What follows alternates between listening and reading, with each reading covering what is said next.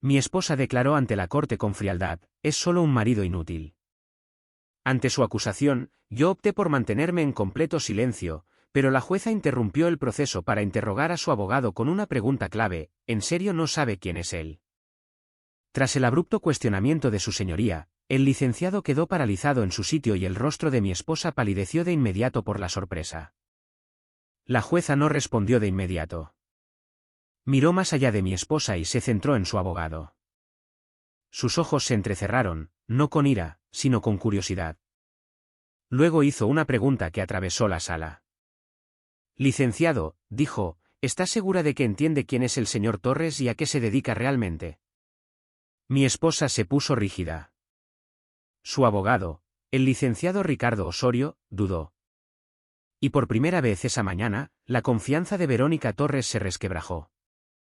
El reloj sobre el estrado de la jueza marcaba las 9:14 de la mañana cuando Verónica terminó de hablar. La sala de audiencias 3B de los tribunales de distrito en el Centro Judicial de Toluca, Estado de México, era más pequeña de lo que la gente imagina cuando piensa en un tribunal. Sin eco dramático, sin galería repleta de espectadores, solo bancos de madera desgastada, iluminación fluorescente y el leve olor a papel y desinfectante que se adhiere a los edificios gubernamentales, por muy a menudo que se limpien. Me senté en la mesa del demandado con las manos cruzadas, las palmas apoyadas planas sobre la superficie. Aprendí hace años que los puños cerrados invitan a la interpretación. Las manos quietas no. Mi nombre es Adrián Torres Solís. Tengo 52 años.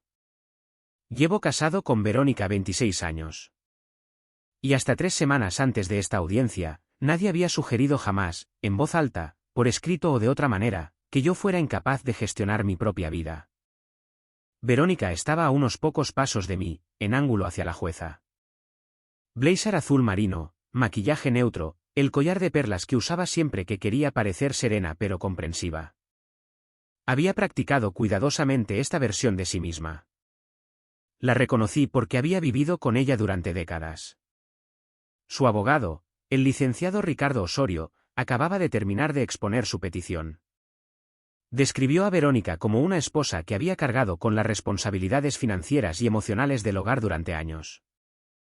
Me describió a mí como retraído, pasivo y crónicamente desinteresado de la planificación a largo plazo.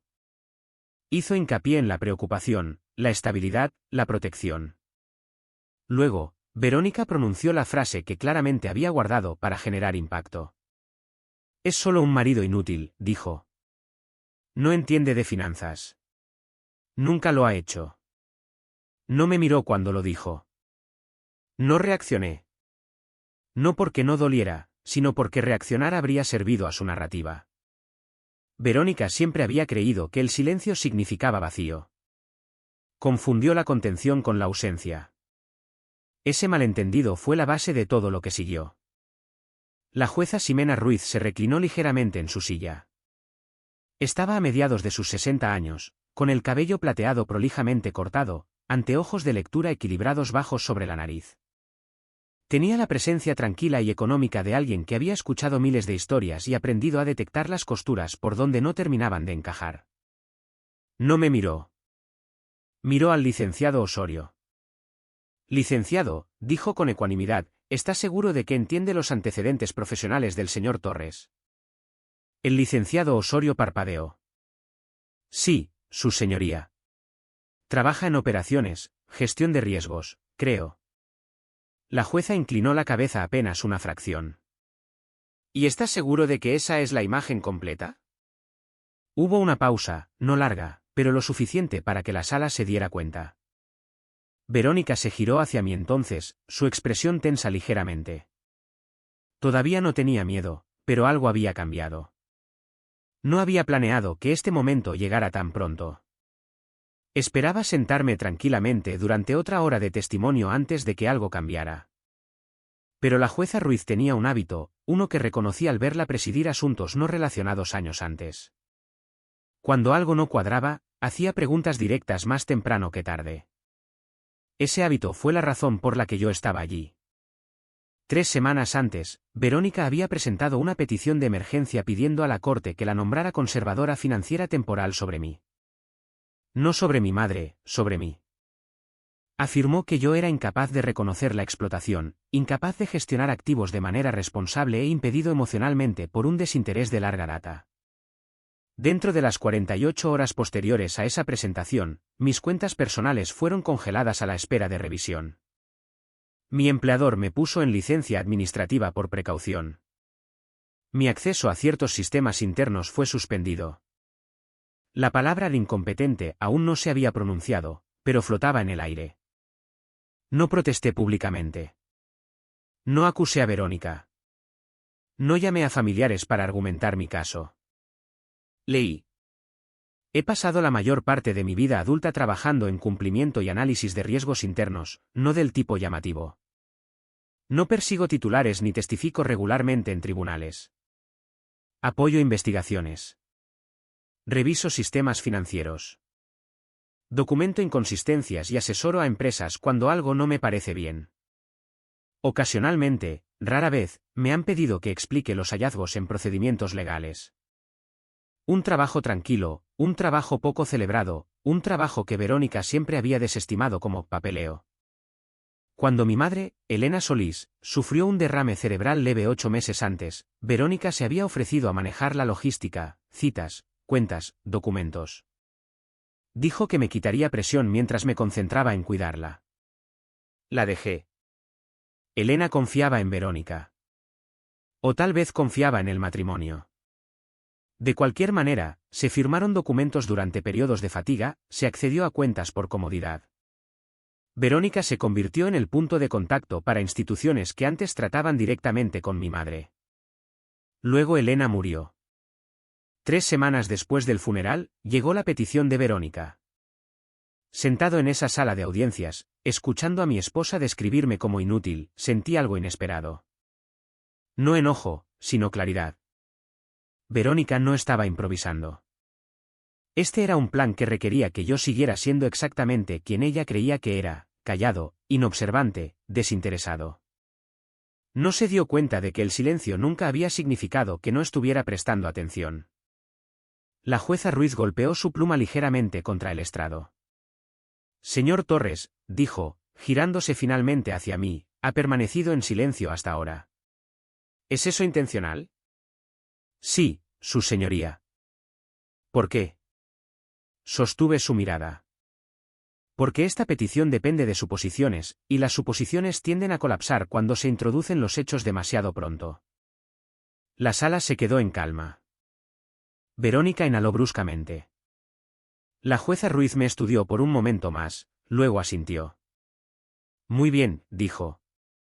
Licenciada Cruz, puede continuar cuando esté lista. La licenciada Patricia Cruz, mi abogada, se levantó lentamente de su asiento. Y Verónica Torres, por primera vez desde que presentó esa petición, pareció insegura.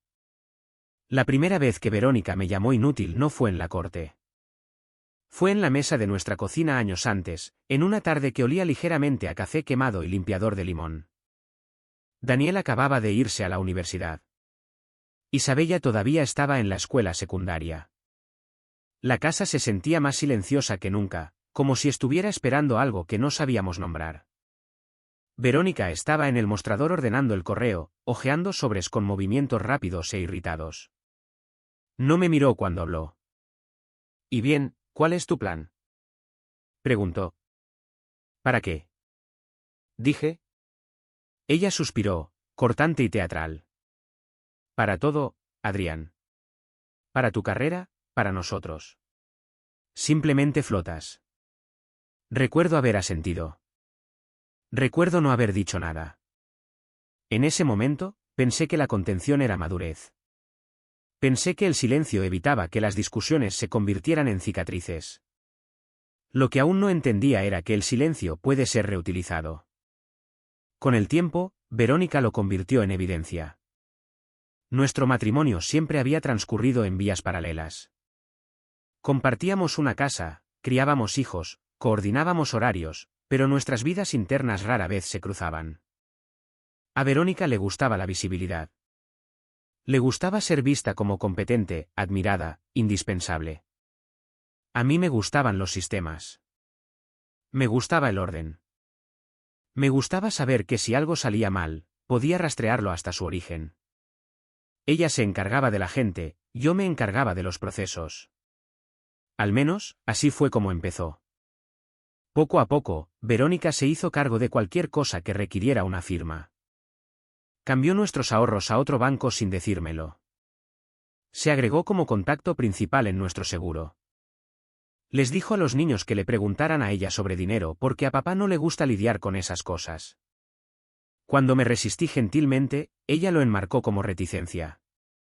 «¿Odias la responsabilidad?», me decía. «Te estoy ayudando».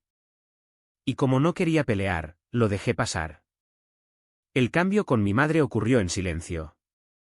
Elena siempre había sido meticulosa con sus finanzas. Balanceaba su chequera todos los domingos por la mañana con una taza de café, 2 azúcares, un chorrito de leche. Guardaba los recibos en sobres etiquetados. Le gustaba saber a dónde iba cada peso. Después de que murió mi padre, me dijo, el papel es memoria. No lo pierdas. Cuando empezó a olvidar pequeñas cosas, lo noté antes que Verónica. O tal vez Verónica lo notó y no dijo nada. De cualquier manera, Verónica intervino con una confianza que al principio pareció tranquilizadora. Programó citas. Habló con el banco. Me dijo que ella se encargaría de las partes aburridas. Ya haces suficiente, dijo. Déjame manejar esto. Elena confiaba en ella. Verónica era familia. Era cálida, atenta, capaz. Cuando Verónica traía documentos para firmar, Elena no los cuestionaba. Estaba cansada. Se estaba recuperando. Asumió buena fe. Yo también la asumí. La primera bandera roja apareció meses después cuando Verónica mencionó casualmente que había estado moviendo cosas para simplificar las cuentas de Elena. Le pregunté qué quería decir. Lo descartó con un gesto. Solo trabajo de casa, dijo. No tienes que preocuparte. Pero la preocupación es un hábito que no se olvida fácilmente. Después del funeral de Elena, la casa se llenó de los rituales habituales, guisos, tarjetas de pésame, conversaciones que nunca llegaban al punto. Verónica tomó el mando. Coordinó con la funeraria. Atendió llamadas telefónicas. Agradeció a la gente en mi nombre. 3 semanas después, recibí la petición. Llegó por mensajería, gruesa y oficial, dirigida a mí por mi nombre completo. Me senté en mi coche en la entrada de la casa durante varios minutos antes de abrirla, viendo cómo se formaban gotas de condensación en el parabrisas. Cuando finalmente leí las palabras, incapacidad financiera, curatela de emergencia, se sintieron surrealistas, como si pertenecieran a la vida de otra persona. Verónica le estaba pidiendo a la corte que la nombrara mi tutora financiera temporal. No porque yo hubiera tomado decisiones imprudentes, no porque hubiera perdido dinero, sino porque, según ella, yo era incapaz de reconocer la explotación. La ironía no se me escapó. A los pocos días, mis cuentas fueron congeladas a la espera de revisión. Mi empleador me puso en licencia administrativa por una abundancia de precaución. Sin acusación, sin explicación, solo suspensión. Años de trabajo constante se redujeron a un periodo de espera. Daniel dejó de devolverme las llamadas. Isabella envió un solo mensaje de texto: mamá dice que necesitas ayuda. Esa noche, dormí en el sofá. Verónica no me lo pidió, no fue necesario. A la mañana siguiente, abrí mi computadora portátil y comencé donde siempre lo hacía, con los registros. No acusé a Verónica. No la confronté. No llamé a familiares para que me defendieran. Saqué extractos bancarios. Solicité historiales de transacciones. Construí una cronología. Los patrones no se anuncian. Se revelan lentamente, si eres paciente. Me tomó la mayor parte del día antes de notar la alineación. Pequeños retiros, honorarios de consultoría, transferencias justo por debajo de los umbrales de reporte, todos agrupados en fechas específicas, fechas en que Verónica había visitado a mi madre sola. Los destaqué, los crucé, construí una hoja de cálculo. Al final de la semana, había identificado múltiples transacciones que sumaban cientos de miles de pesos que no correspondían a ningún gasto documentado. Cuando le pregunté a Verónica sobre una de ellas, con cuidado, de forma neutral, ella sonrió. No te preocupes por eso, dijo. Lo tengo bajo control. Ese fue el momento en que algo cambió dentro de mí. No ira, no traición, reconocimiento. Verónica no se veía a sí misma como una ladrona. Se veía a sí misma como corrigiendo un desequilibrio. Creía que merecía el control porque creía que nos había cargado durante años. Y creía, de verdad, que yo nunca me daría cuenta. Esa creencia fue lo más peligroso que llevó a la corte, porque el silencio, una vez confundido con la ausencia, se convierte en un pasivo. Y Verónica había construido todo su caso sobre el supuesto de que yo no tenía ninguno. No volví a la casa de mi madre de inmediato. Eso me sorprendió incluso a mí. Durante días después de que llegó la petición, me quedé en nuestra casa, moviéndome por habitaciones que de repente se sentían provisionales. Verónica fue cuidadosa durante ese tiempo. No amable, sino cuidadosa. Habló lentamente, como si solo el volumen pudiera desencadenar algo frágil en mí. Me recordó citas que no tenía. Se ofreció a manejar cosas que no le había pedido que tocara. Estaba construyendo un registro, así que esperé. Cuando finalmente conduje a la casa de Elena, era un jueves por la mañana gris, el tipo de gris del centro de México que aplana todo, hace que los colores retrocedan. La colonia La Florida estaba tranquila, el vecindario inalterado de una manera que se sentía casi acusatoria. Las mismas casas de ladrillo, los mismos setos podados lo justo. Las mismas aceras que mi madre solía barrer todos los sábados, como si alguien pudiera estar calificándola. Me estacioné en la entrada y me senté allí más tiempo del necesario, con las manos apoyadas en el volante. La casa no parecía una escena del crimen. Parecía una vida en pausa a mitad de la frase. Entré. El aire olía a lavanda y libros viejos. El olor de Elena. La sala de estar estaba ordenada pero habitada. Una manta doblada sobre el brazo del sofá. Una pila de libros de la biblioteca en la mesita auxiliar. Sus anteojos de lectura, boca abajo, exactamente donde siempre los dejaba. Fui directamente al dormitorio de invitados. Elena guardaba sus registros en un archivador de 4 cajones, beige y anodino. Servicios públicos, médicos, bancarios, impuestos. Etiquetaba todo con letras de imprenta prolijas. Después de que murió mi padre, me dijo, si algo me pasa, sabrás dónde buscar. Abrí todos los cajones. Al principio, nada parecía estar mal. Había extractos. Correspondencia, copias de cheques.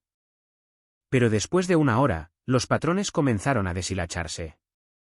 Sobres vueltos a sellar, extractos fuera de secuencia, huecos donde deberían haber estado los originales. Saqué todo sobre la cama y comencé a clasificar por fecha. Fue entonces cuando encontré el poder notarial. No estaba oculto. No necesitaba estarlo. Estaba en una carpeta marcada como legal, archivado ordenadamente entre documentos más antiguos. La firma de Elena estaba allí, real, desigual de una manera que coincidía con las semanas posteriores a su derrame cerebral. El lenguaje era amplio, demasiado amplio.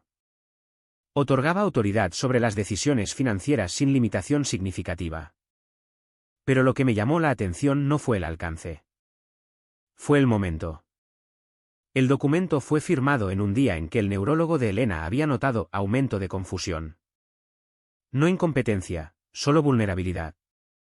Suficiente para que el consentimiento fuera cuestionable, suficiente para que la presión fuera efectiva.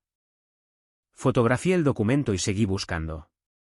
El diario llegó más tarde. Estaba escondido entre 2 álbumes de fotos en el armario del pasillo, un cuaderno de cuero marrón desgastado y suave en los bordes, el tipo de cosa que no compras por accidente. A Elena siempre le habían gustado los objetos que perduraban. La primera entrada estaba fechada 15 meses antes de su muerte. Verónica llamó hoy, decía. Dijo que quería ayudar más. Sonaba sincera. Quiero creerlo. Las entradas eran cortas al principio. Fechas, visitas, notas sobre fatiga. Verónica trayendo comestibles. Verónica haciendo preguntas sobre cuentas. Luego el tono cambió. Día nublado. Verónica trajo papeles.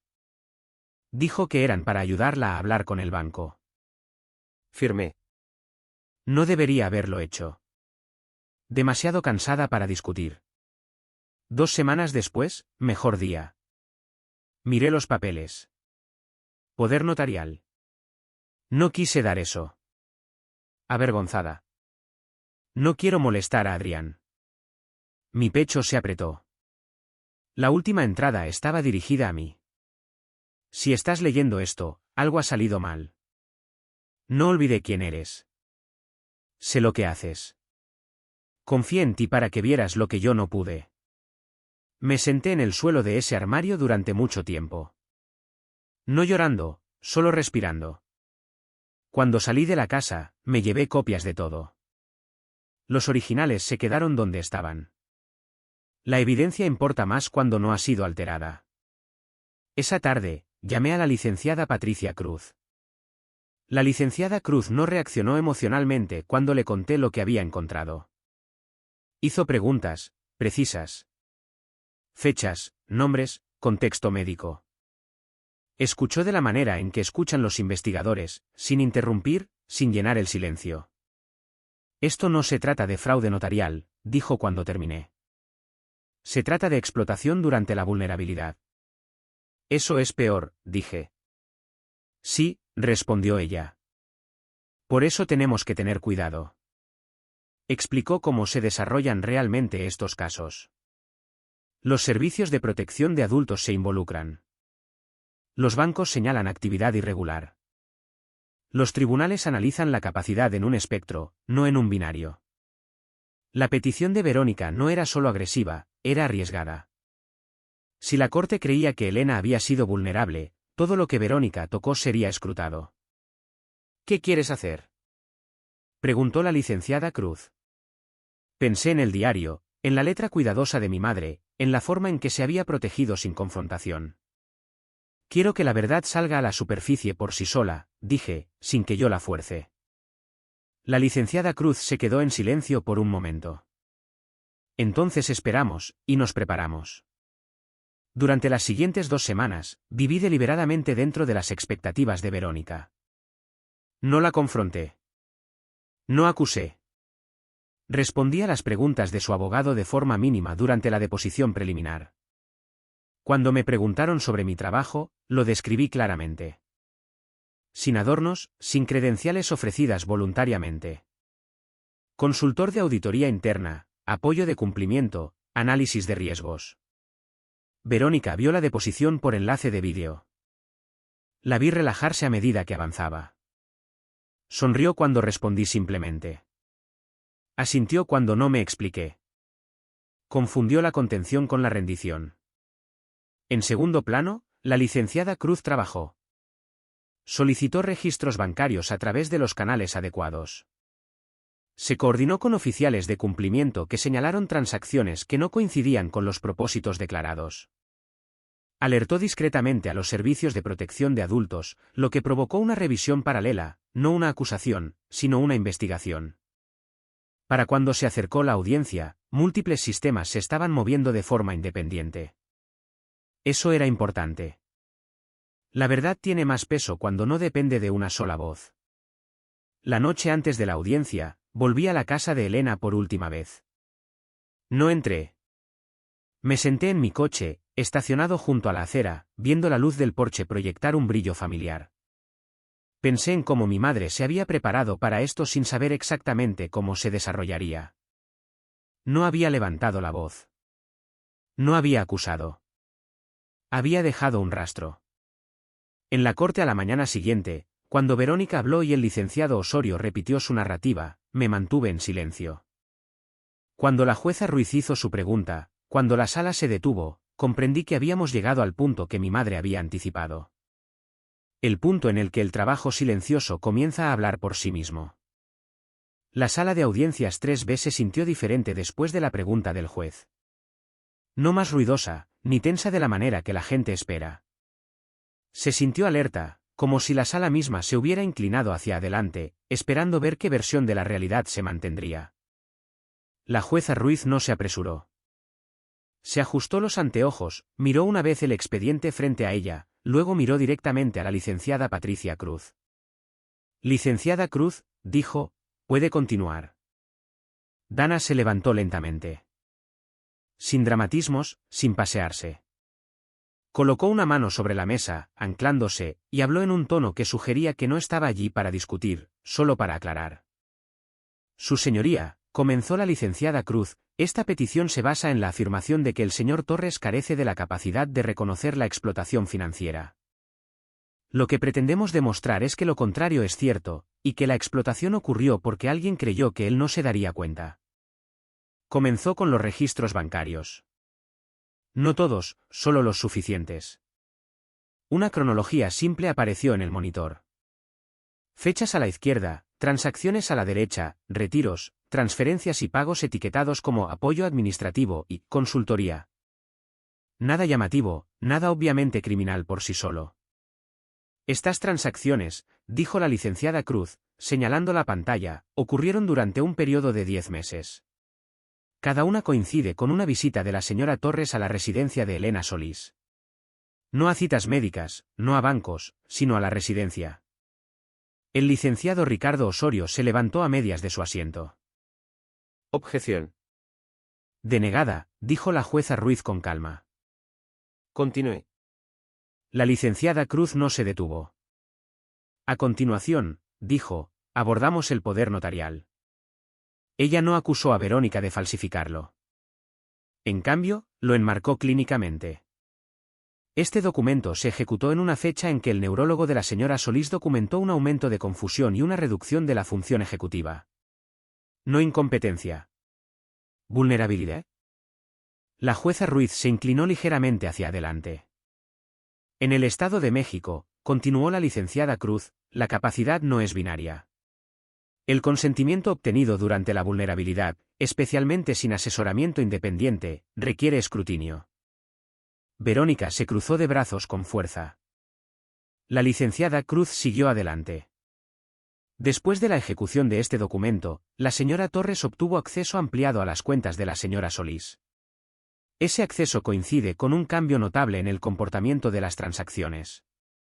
Hizo clic en la siguiente diapositiva. Antes de esta fecha, los patrones de gasto de la señora Solís fueron consistentes durante más de una década: servicios públicos, comestibles, farmacia.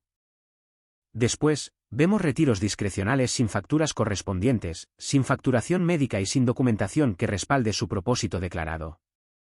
El licenciado Osorio objetó de nuevo. Esta vez su voz carecía de confianza. La jueza Ruiz lo desestimó sin levantar la vista. La licenciada Cruz hizo una pausa. Su señoría, dijo, antes de continuar, creo que el contexto es importante.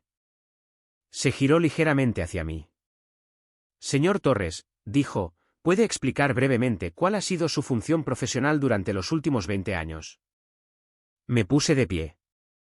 Trabajo en cumplimiento interno y análisis de riesgos, dije. Ayudo a las organizaciones a identificar comportamientos financieros irregulares y debilidades sistémicas. La mayor parte de mi trabajo ocurre antes de que algo se haga público. ¿Ha testificado en la corte?, preguntó la jueza. Sí, dije, algunas veces.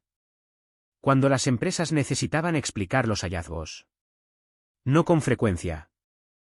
La jueza Ruiz asintió.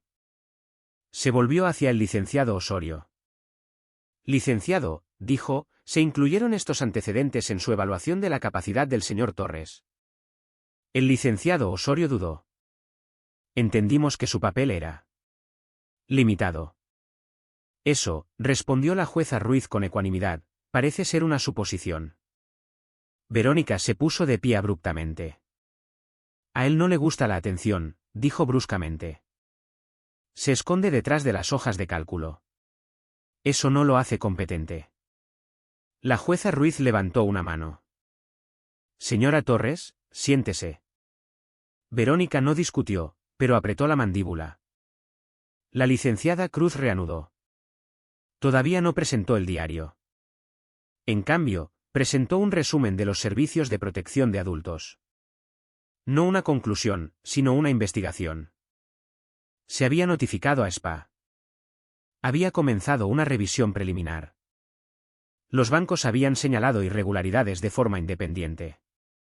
Se le pidió a esta corte, dijo la licenciada Cruz, que interviniera porque la señora Torres afirmó que su esposo no podía reconocer la explotación.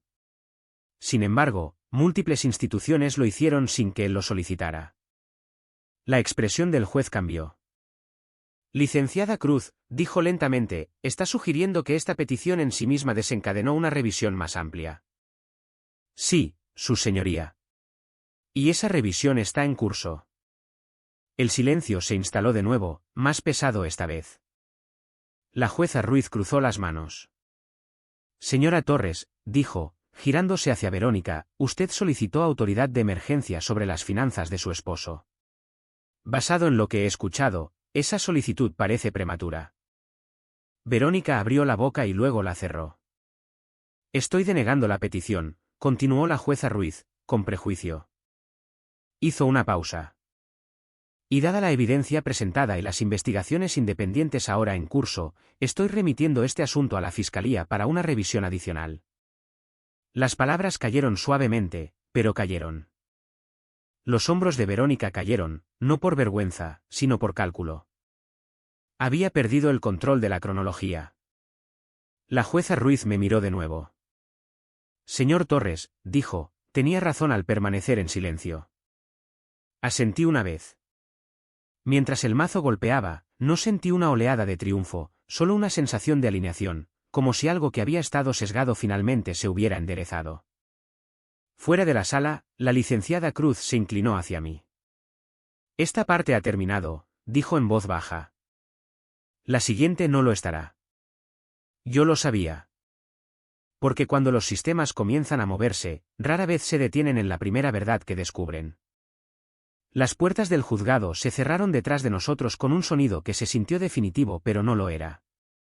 Afuera, el aire tenía el filo cortante de principios de primavera, lo suficientemente frío como para mantener a la gente en movimiento, no lo suficientemente frío como para justificar quedarse adentro.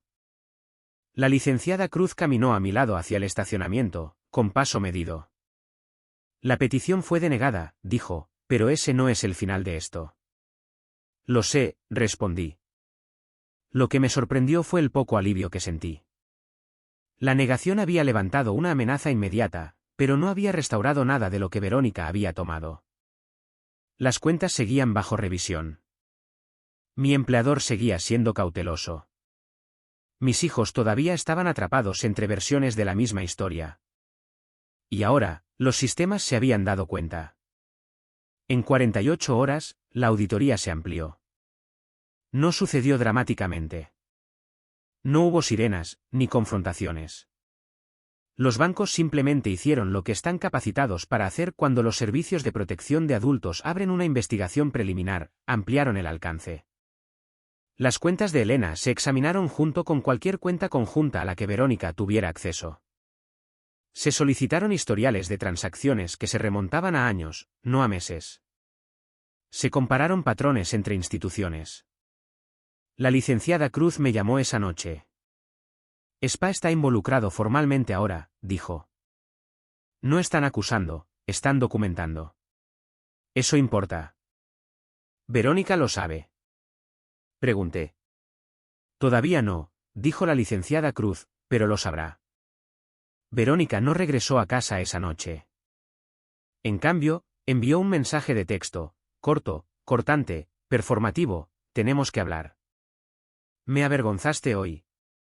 No respondí. A la mañana siguiente, mi teléfono sonó antes de las 8. ¿Daniel? Su voz era tensa, controlada, de la manera en que suena la gente cuando trata de no tomar partido. Mamá dice que la jueza reaccionó de forma exagerada, dijo. Dice que preparaste todo esto. Me apoyé contra el mostrador de la cocina y cerré los ojos. ¿Qué piensas tú? Hizo una pausa lo suficientemente larga como para que yo escuchara el tráfico a través del teléfono. No lo sé, admitió. Ella siempre ha manejado las cosas. Tú siempre te has mantenido al margen. Eso no es lo mismo que no prestar atención, dije. exhaló. Isabella está molesta. Ella no ha llamado, dije. Tiene miedo, respondió Daniel. Mamá le dijo que se mantuviera al margen. Eso apretó algo en mi pecho.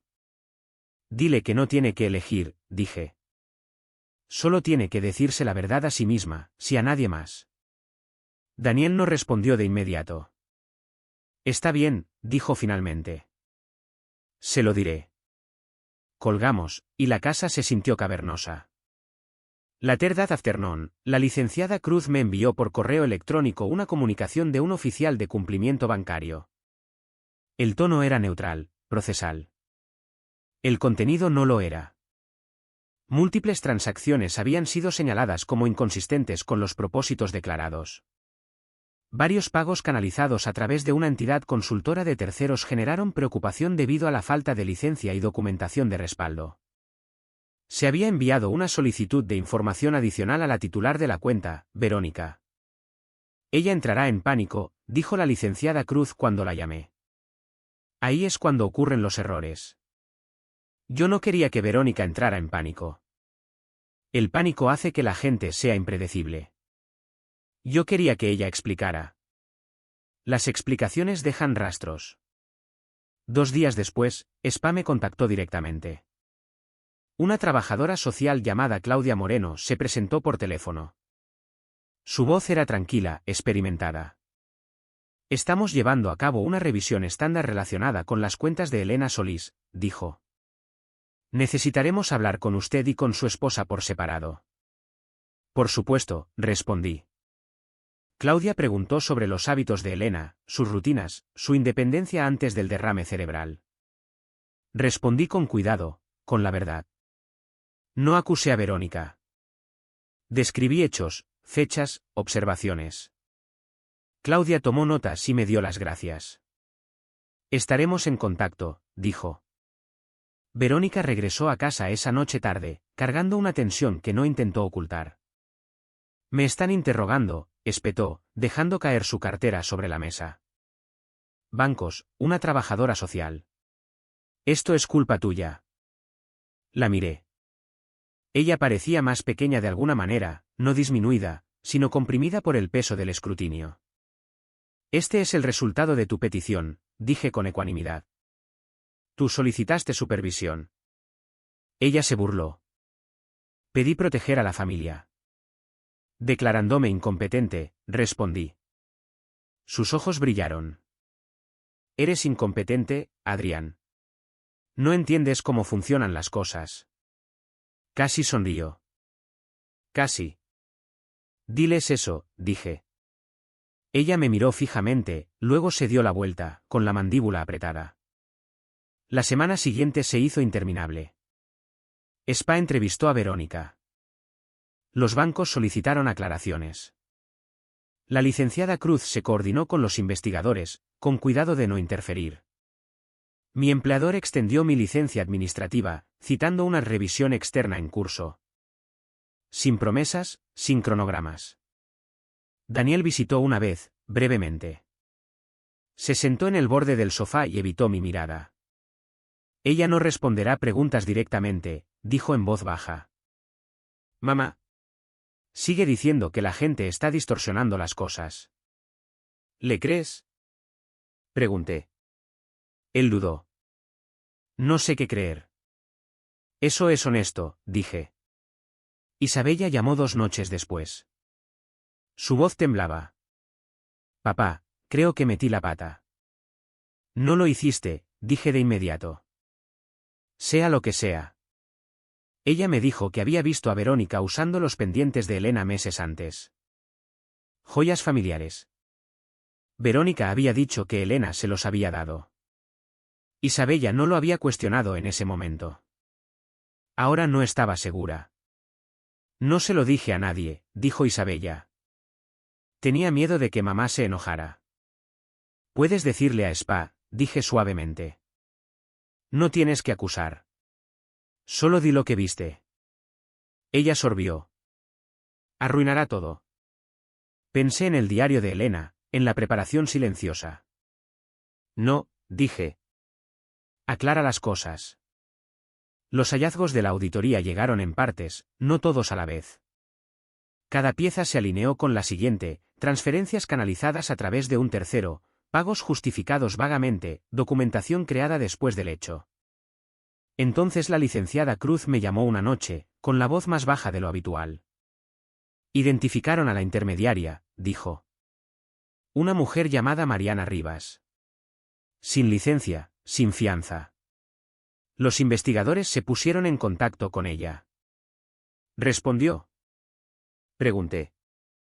Sí, dijo la licenciada Cruz con cuidado, con asesoría legal. Eso importaba. Significaba que Mariana no estaba actuando impulsivamente. Significaba que esto se desarrollaría como lo hacen los casos reales, lenta, deliberadamente, con consecuencias medidas en meses, no en momentos. La licenciada Cruz hizo una pausa. Adrián, dijo, prepárate. Esto llevará tiempo. Las relaciones no se recuperarán. Algunas cosas no volverán a ser lo que eran. Miré alrededor de la cocina, la misma mesa donde Verónica me había llamado inútil una vez. Los mismos rincones tranquilos donde las suposiciones se habían endurecido hasta convertirse en verdad. No busco que todo vuelva a ser como antes, dije. Busco que las cosas sean honestas. Eso suele ser más difícil, respondió la licenciada Cruz. Cuando colgué, me quedé solo con ese pensamiento. La honestidad no se apresura. Se acumula. Y una vez que lo hace, no desaparece solo porque alguien quiera. La llamada de la licenciada Cruz llegó un martes por la tarde, de esas que pretenden ser ordinarias hasta que contestas. Se han puesto en contacto con Mariana Rivas formalmente, dijo. Con el abogado presente, no ha confesado nada, pero está cooperando. Me senté a la mesa del comedor. Mi computadora portátil estaba cerrada, la casa tranquila de la manera en que había aprendido a estar. ¿Qué significa eso exactamente? Significa que está respondiendo estrictamente, respondió la licenciada Cruz. Proporcionando registros cuando se le exige. Sin discursos, sin mensajes de texto. Así es como la gente se protege cuando se da cuenta de que el terreno ha cambiado. Asentí aunque ella no pudiera verme. Eso era consistente con todo lo que había visto hasta ahora. Las personas que piensan que tienen el control improvisan. Las personas que saben que están expuestas siguen procedimientos. Durante las siguientes 3 semanas, la investigación se expandió en pequeños y metódicos pasos. SPA completó su evaluación inicial y remitió el asunto al condado. Las unidades de cumplimiento bancario emitieron solicitudes de seguimiento. Se redactaron citaciones, no dramáticas, solo precisas. Cada solicitud tiró de otro hilo. Verónica intentó recuperar el control pareciendo cooperativa. Asistió a entrevistas. Respondió correos electrónicos con prontitud. Enmarcó cada transferencia como un malentendido, cada pago como una necesidad administrativa. Se apoyó fuertemente en la idea de que Elena había querido que las cosas se manejaran en silencio y que yo nunca había mostrado interés. Los investigadores escucharon. Luego compararon notas. El patrón no cambió. Lo que cambió fue el tono de Verónica. Dejó de llamarme incompetente y comenzó a llamarme manipulador. Le dijo a Daniel que yo estaba utilizando mi trabajo como arma. Le dijo a Isabella que estaba permitiendo que personas externas destrozaran a la familia. Cada versión contradecía la anterior. Cada conversación dejaba más residuos. Daniel se retrajo. Ya no la defendía, pero tampoco la confrontaba. Cuando visitaba, hablaba en fragmentos, preguntas sin conclusiones. Lo dejé.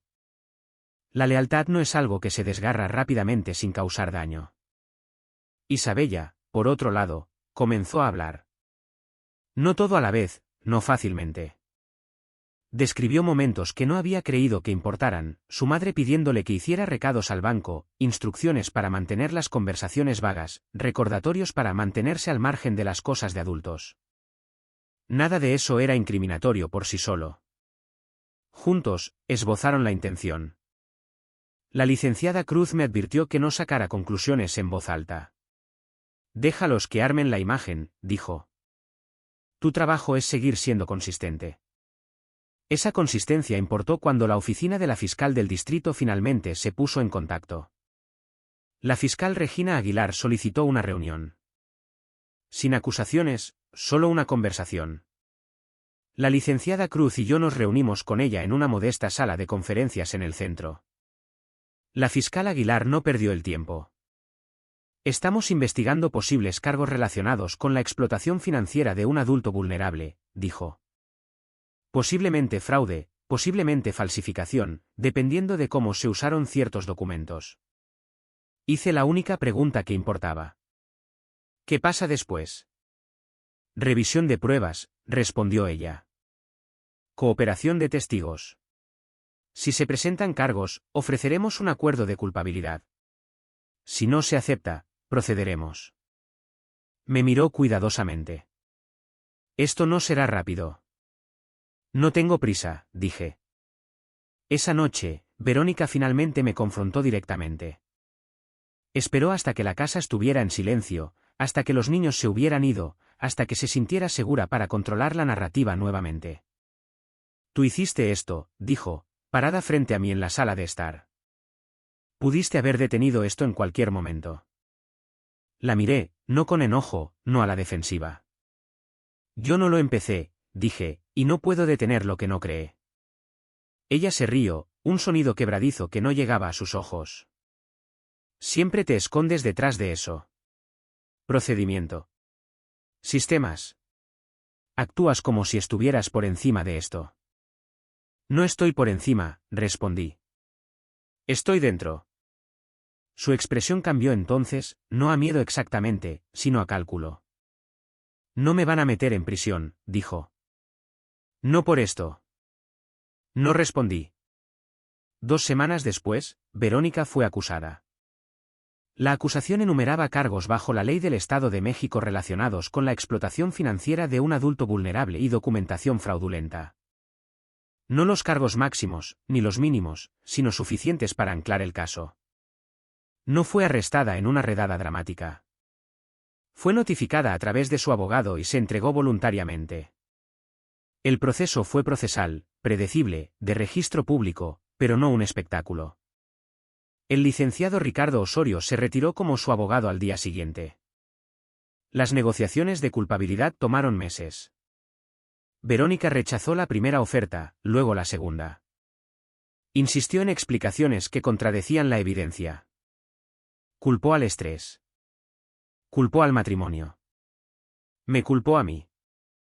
Finalmente, el rastro de papel cerró las salidas restantes, las transferencias, la intermediaria, el momento, el poder notarial ejecutado durante la vulnerabilidad documentada, la ausencia de asesoramiento independiente para Elena, las inconsistencias que Verónica ya no podía reconciliar.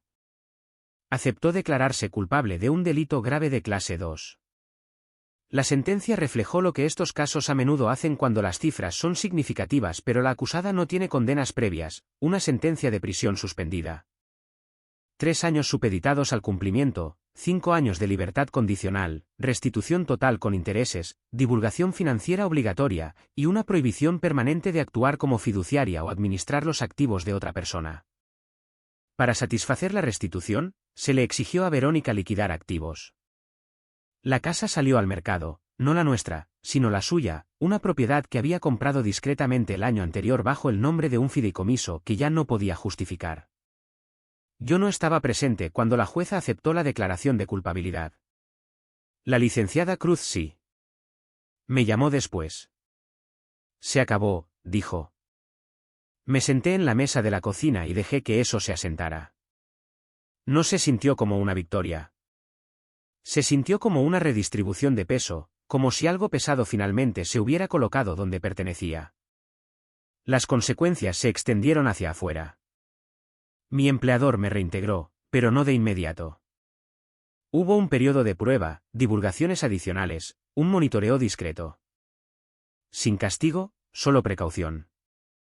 Lo acepté. Algunos sistemas perdonan lentamente. Daniel tardó más. Osciló entre el enojo y el dolor, sin estar siempre seguro de cuál pertenecía a dónde. Hablamos. No resolvimos todo. Ese no era el punto. La curación, había aprendido, no sigue los veredictos. Isabella comenzó la terapia y luego me preguntó si iría con ella a una sesión. ¿Lo hice? Verónica envió una carta a través de su abogada meses después. Más corta esta vez. Todavía sin disculpas, solo arrepentimiento con forma de autodefensa. No respondí. Algunas conversaciones no requieren un cierre. Requieren distancia. Una noche, después de que la casa se hubo aquietado de nuevo, abrí el diario de Elena y leí la última entrada una vez más. Si estás leyendo esto, había escrito, significa que no miraste a otro lado. Cerré el libro. Los sistemas habían hablado. Ahora era mi turno de vivir con lo que habían dicho. La primera vez que me desperté y me di cuenta de que el caso realmente había terminado, nada se sintió diferente. Sin oleada de alivio, sin sensación de triunfo, solo silencio. Era temprano, antes de las 6.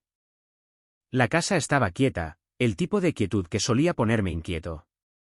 Me quedé acostado escuchándola, dándome cuenta de que por primera vez en más de un año, el silencio no se sentía como algo esperando ser roto. La declaración de culpabilidad se había ingresado 3 semanas antes. El papeleo finalizado, los calendarios de restitución aprobados, los términos de la libertad condicional establecidos.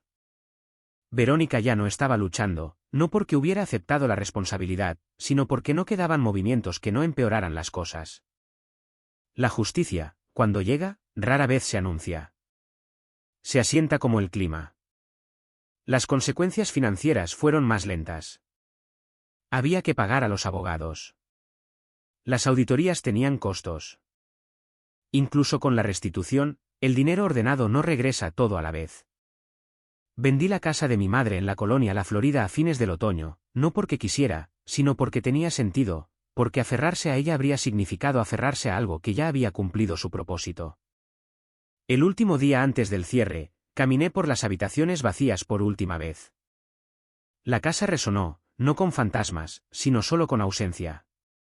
Me paré en la cocina donde Elena había balanceado su chequera todos los domingos por la mañana, 2 azúcares en su café, un pequeño cuaderno siempre abierto a su lado. Saqué el diario de mi bolso y lo coloqué en el mostrador. No miré a otro lado, dije en voz baja. No a nadie en particular. Luego cerré la puerta. El trabajo se reanudó gradualmente. Mi empleador me reintegró con condiciones, supervisión adicional, divulgaciones periódicas, un recordatorio silencioso de que la confianza, una vez sacudida, tarda en reconstruirse, incluso cuando uno no es quien causó la fractura. Lo acepté sin resentimiento. Los sistemas no funcionan con emoción. Funcionan con consistencia, y yo sabía cómo ser consistente. Daniel no apareció de inmediato. Pasaron meses en los que nuestras conversaciones se mantuvieron cuidadosas, casi guionizadas. ¿Fue educado? Preguntó por el trabajo. Evitó hablar de su madre. No presioné. La lealtad no se desvanece solo porque lleguen los hechos, tiene que deshacerse por sí misma. El punto de inflexión llegó inesperadamente. Llamó una noche y preguntó si todavía tenía la vieja caja de recetas de Elena. Encontré algo, dijo. Vino ese fin de semana y sacó un trozo de papel doblado de su bolsillo, un aviso bancario fechado años antes, dirigido a Elena, reenviado al correo electrónico de Verónica. Lo encontré en los archivos antiguos de mamá, dijo Daniel en voz baja. Ella nunca lo mencionó. No sé por qué. Lo miré, a la forma en que sus manos temblaban ligeramente mientras sostenía el papel. Está bien, dije. No tienes que arreglar esto. Lo sé, respondió. Solo necesitaba que supieras que lo veo ahora. Eso fue suficiente. La curación de Isabella se vio diferente. La terapia ayudó. La distancia ayudó. Ella no excusó a Verónica, pero tampoco se separó por completo. Aprendió lentamente que amar a alguien no requiere defender sus elecciones. Verla aprender eso también me enseñó algo a mí. Verónica nunca se disculpó. Cumplió. Asistió a las sesiones obligatorias. Pagó la restitución. Siguió los términos de la libertad condicional. Pero el remordimiento real, requiere mirar hacia adentro, y Verónica había pasado demasiado tiempo subcontratando ese trabajo. Dejé de esperarlo. Meses después, recibí una última carta, no de Verónica, sino de la secretaria de la corte, confirmación de que la restitución se había completado, de que la herencia de Elena estaba oficialmente cerrada. Ese capítulo sellado. Me senté en la mesa de la cocina esa noche sin nada extendido frente a mí. Sin documentos, sin cronogramas, sin hojas de cálculo, solo una taza de café y el silencio que una vez había confundido con el vacío. Pensé en la palabra inútil, con qué facilidad se había dicho, con qué confianza se había creído. El silencio no significa ignorancia. La calma no significa debilidad. Y ser subestimado solo es peligroso si tú también lo crees. Verónica pensó que mi silencio me hacía invisible. Ella pensó que mi contención significaba desinterés. Ella pensó que el papel era algo que podía reorganizar sin consecuencias. Olvidó que el papel recuerda.